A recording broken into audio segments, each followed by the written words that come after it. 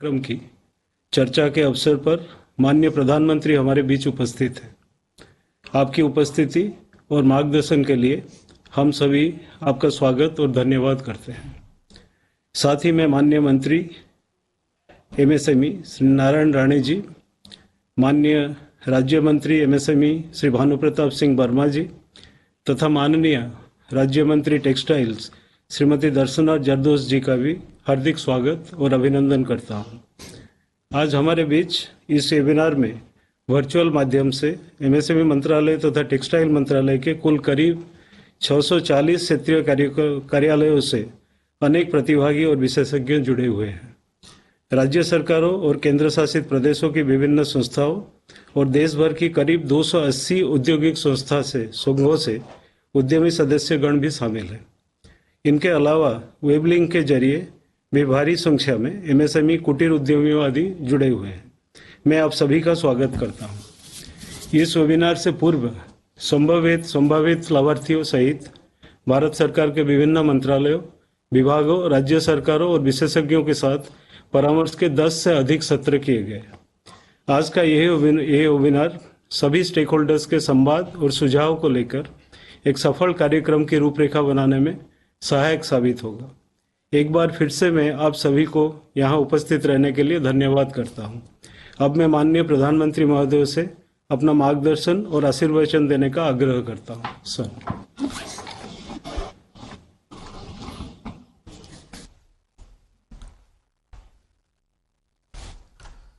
नमस्कार जी।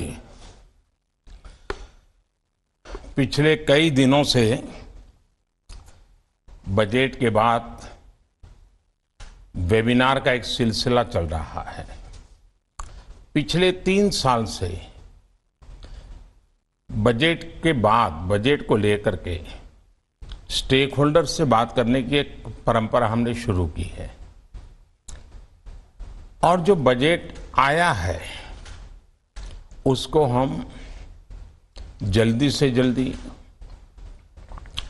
बहुत ही फोकस वे में कैसे लागू करें, स्टेक होल्डर्स उसके लिए क्या सुझाव देते हैं, उनके सुझावों पर सरकार कैसे अमल करे, यानी एक बहुत ही उत्तम तरीके का मंथन चला है।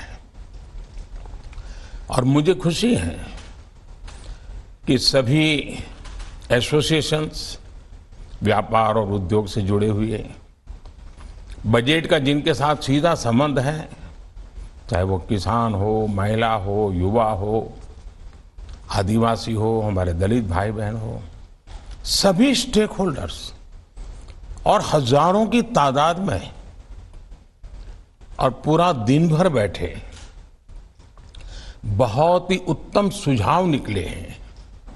सरकार को भी उपयोग में आए ऐसे सुझाव आए हैं और मेरे लिए खुशी की बात यह है कि इस बार बजट के वेबिनार में बजट में ये होता, वो न होता, ये होता, ऐसी कोई चर्चा करने के बजाय सभी स्टेक होल्डर्स ने इस बजट को कैसे सर्वाधिक उपकारक बनाया जाए, इसके क्या रास्ते हो सकते हैं, इसकी सटीक चर्चा की है। ये हमारे लिए लोकतंत्र का एक नया और महत्वपूर्ण अध्याय है। जो चर्चा संसद में होती है, जो चर्चा सांसद करते हैं, वैसे ही गहन विचार जनता जनार्दन से भी मिलना अपने आप में बहुत ही उपकारक ये एक्सरसाइज है। आज बजट का ये वेबिनार भारत के करोड़ों लोगों के हुनर, उनके कौशल को समर्पित है। बीते वर्षों में हमने स्किल इंडिया मिशन के माध्यम से, कौशल विकास केंद्रों के माध्यम से करोड़ों युवाओं की स्किल बढ़ाने, उन्हें रोजगार के नए अवसर देने का काम किया है। कौशल जैसे क्षेत्र में हम जितना स्पेसिफिक होंगे, जितनी टारगेटेड अप्रोच होगी उतने ही बेहतर परिणाम मिलेंगे। पीएम विश्वकर्मा कौशल सम्मान योजना, और उसको अगर सरल भाषा में कहना है तो पीएम विश्वकर्मा योजना, ये इसी सोच का नतीजा है। इस बजट में पीएम विश्वकर्मा योजना के ऐलान से आमतौर पर व्यापक चर्चा हुई है, अखबारों का भी ध्यान गया है, जो अर्थवेत्ता हैं उनका भी ध्यान गया है, और इसलिए इस योजना की घोषणा ही एक आकर्षण का केंद्र बन गई है। अब इस योजना की आवश्यकता क्या रही? क्यों इसका नाम विश्वकर्मा ही रखा गया? कैसे आप सभी स्टेक होल्डर्स इस योजना की सफलता के लिए बहुत ही अहम है। इन सभी विषयों पर कुछ बातें मैं भी करूंगा और कुछ बातें आप लोग चर्चा से मंथन करके निकालेंगे। साथियों, हमारी मान्यताओं में भगवान विश्वकर्मा सृष्टि के नियंता और निर्माता माने जाते हैं। उन्हें सबसे बड़ा शिल्पकार कहा जाता है, और जो विश्वकर्मा की मूर्ति के लोगों ने कल्पना की, उनके हाथों में सारे अलग अलग औजार हैं। हमारे समाज में अपने हाथ से कुछ ना कुछ सृजन करने वाले, और वो भी औजार की मदद से करने वाले, उन लोगों की एक समृद्ध परंपरा रही है। जो टेक्सटाइल के क्षेत्र में काम करते हैं उनकी तरफ तो ध्यान गया है, लेकिन हमारे लुहार, स्वर्णकार, कुम्हार, बढ़ई, मूर्तिकार, कारीगर, राजमिस्त्री अनेकों हैं जो सदियों से अपनी विशिष्ट सेवाओं की वजह से समाज का अभिन्न हिस्सा रहे हैं। इन वर्गों ने बदलती हुई आर्थिक जरूरतों के मुताबिक समय समय पर खुद में भी बदलाव किया है। साथ ही इन्होंने स्थानीय परंपराओं के अनुसार नई नई चीजों का विकास भी किया है। अब जैसे महाराष्ट्र के कुछ हिस्सों में हमारे किसान भाई बहन अनाज को बांस से बने एक स्टोरेज स्ट्रक्चर में रखते हैं, इसे कांगी कहते हैं, और इसे स्थानीय कारीगर ही तैयार करते हैं। इसी तरह अगर हम कोस्टल एरिया में जाए, तटीय इलाकों में जाए, तो समाज की जरूरतों को पूरा करने के लिए तरह तरह के शिल्प का विकास हुआ है। अब केरला की बात करें तो केरला की उरू बोट पूरी तरह हाथ से तैयार की जाती है। मछली पकड़ने वाली इन नौकाओं को वहां के बढ़ई ही तैयार करते हैं। इसे तैयार करने के लिए विशेष तरह का कौशल, दक्षता और विशेषज्ञता चाहिए होती है।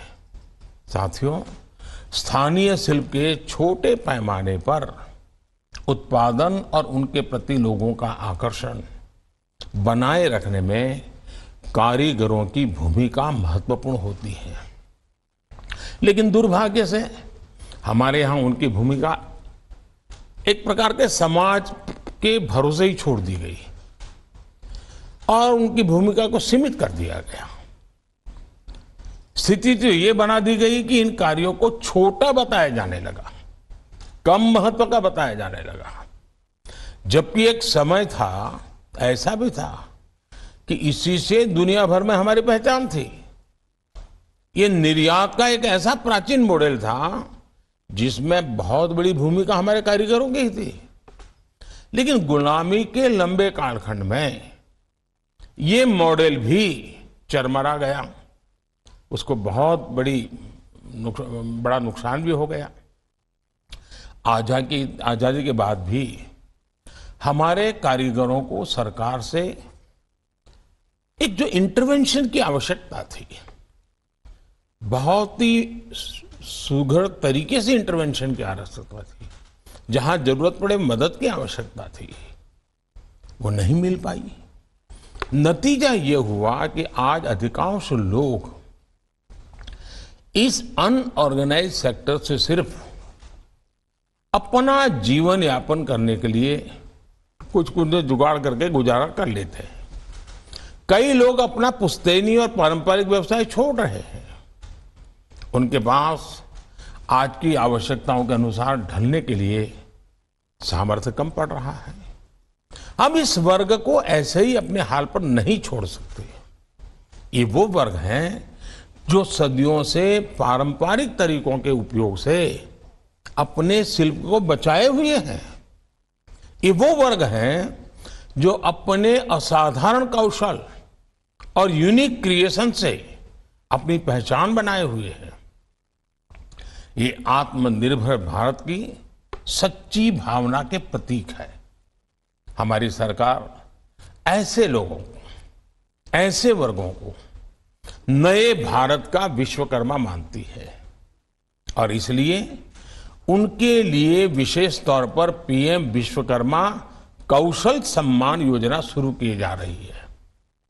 ये योजना नई है लेकिन महत्वपूर्ण है। साथियों, आमतौर पर हम एक बात सुनते रहते हैं, मनुष्य तो सामाजिक प्राणी है और समाज की विभिन्न शक्तियों के माध्यम से समाज व्यवस्था विकसित होती है, समाज व्यवस्था चलती है। कुछ ऐसी विधाएं होती हैं जिनके बिना समाज का जीवन बसना भी मुश्किल होता है, बढ़ने का तो सवाल ही नहीं होता है। इसकी हम कल्पना ही नहीं कर सकते। हो सकता है उन कार्य को आज टेक्नोलॉजी की मदद मिली हो, उनमें और आधुनिकता आई हो, लेकिन उन कार्यों की प्रासंगिकता पर कोई सवाल नहीं खड़ा कर सकता। जो लोग भारत की ग्रामीण अर्थव्यवस्था को जानते हैं वो ये भी जानते हैं कि किसी परिवार में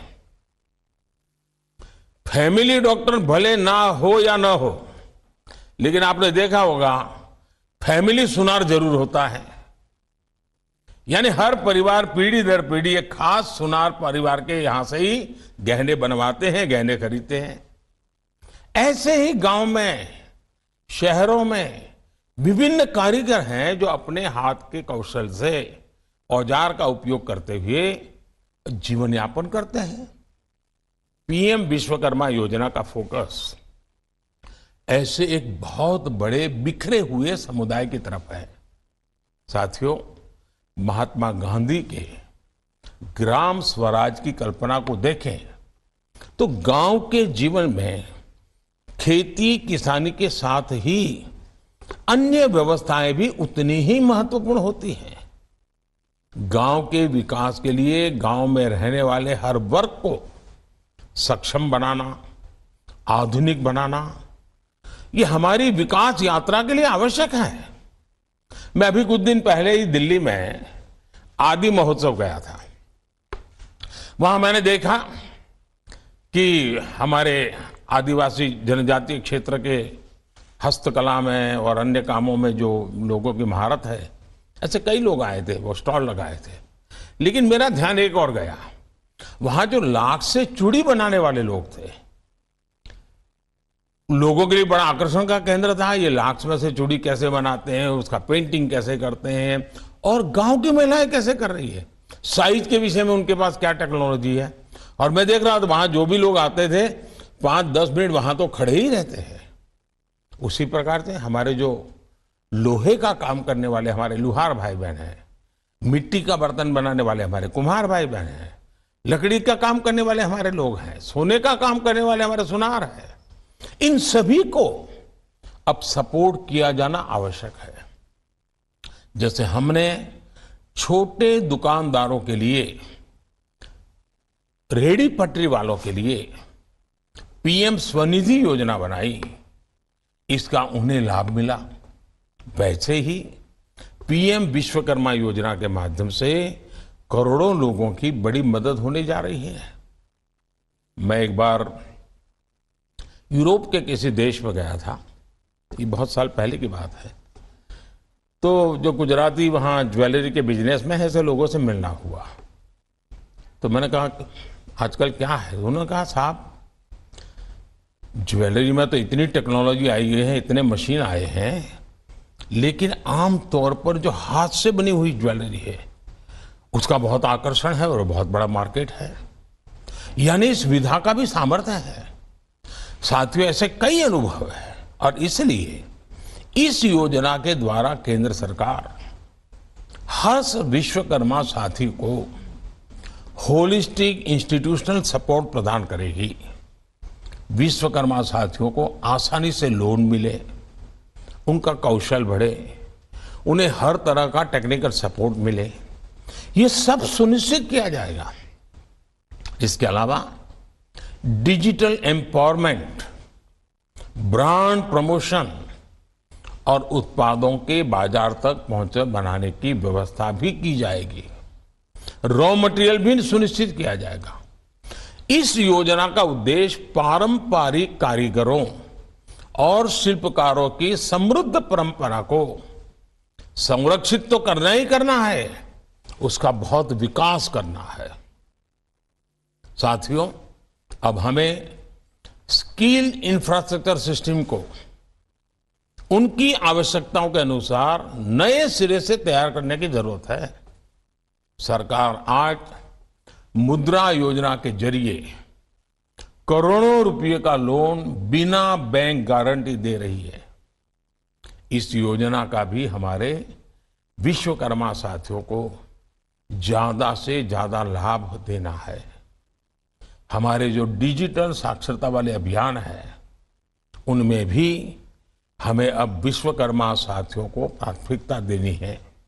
साथियों, हमारा उद्देश्य आज के विश्वकर्मा साथियों को कल का बड़ा एंटरप्रेन्योर बनाने का है।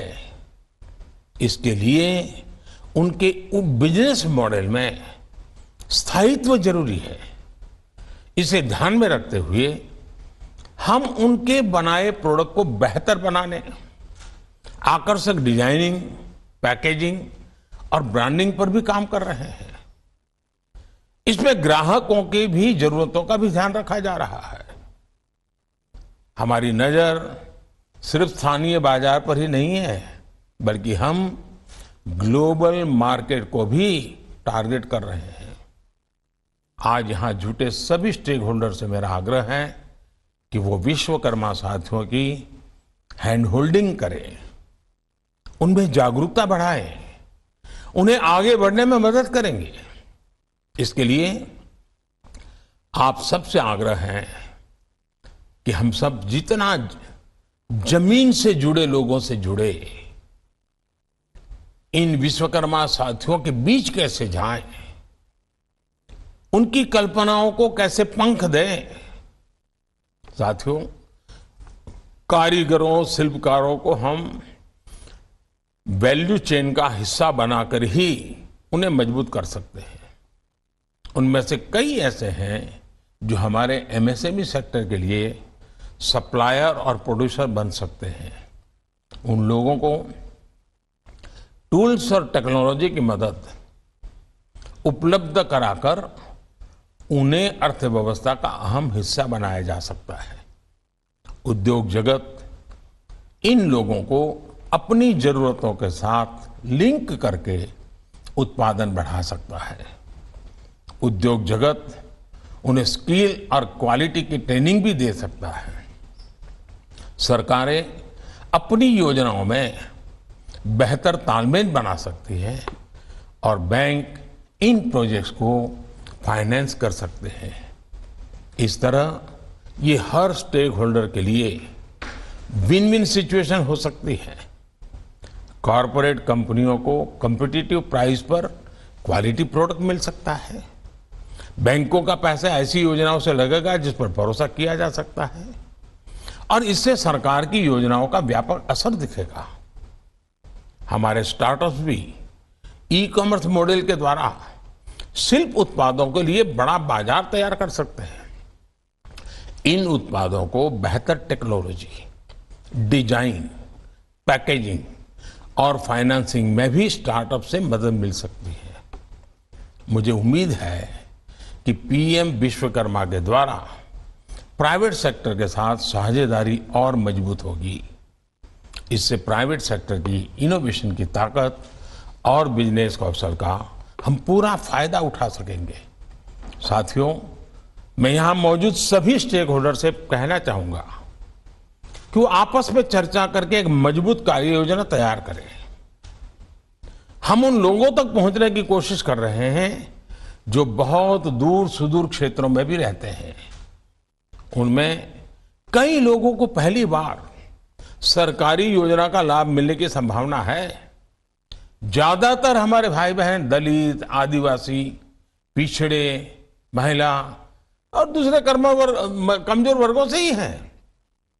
इसलिए एक व्यवहारिक और प्रभावशाली रणनीति बनाने की जरूरत है, जिसके द्वारा हम जरूरतमंदों तक पहुंच सके और उन्हें पीएम विश्वकर्मा योजना के बारे में बता सके, उन तक योजना का लाभ पहुंचा सके। एक समय सीमा तय करके हमें मिशन मोड में काम करना ही है। और मुझे विश्वास है कि आप आज जब चर्चा करेंगे तब आपके पास बजट ध्यान में होगा, साथ साथ ऐसे लोग ध्यान में होंगे, उनकी जरूरतें आपके ध्यान में होगी, उसको पूर्ण करने का तरीका क्या हो सकता है, योजना की डिजाइन क्या हो, प्रोडक्ट क्या हो, ताकि हम सच्चे अर्थ में लोगों का भला कर सके। साथियों, आज ये वेबिनार का आखिरी सत्र है। अब तक हमने 12 वेबिनार किए हैं, बजट के अलग अलग हिस्सों पर किए हैं और बहुत मंथन हुआ है। अब परसों से पार्लियामेंट शुरू होगी तो एक नए विश्वास के साथ, नए सुझावों के साथ सभी सांसद संसद में आएंगे और बजट पारित होने तक की प्रक्रिया में और नई प्राण शक्ति नजर आएगी। ये मंथन अपने आप में एक अनोखा इनिशिएटिव है, उपकारक इनिशिएटिव है और पूरा देश इससे जुड़ता है। हिंदुस्तान के हर जिले जुड़ते हैं और जिन्होंने समय निकाला, इस वेबिनार को समृद्ध किया, वे सभी अभिनंदन के अधिकारी हैं। मैं एक बार फिर आज जो सब उपस्थिति है उनका भी अभिनंदन करता हूं और अब तक सभी वेबिनार को जिन्होंने चलाया है, आगे बढ़ाया है, उत्तम सुझाव दिए हैं, मैं उनका भी बहुत बहुत धन्यवाद करता हूं। बहुत बहुत शुभकामनाएं।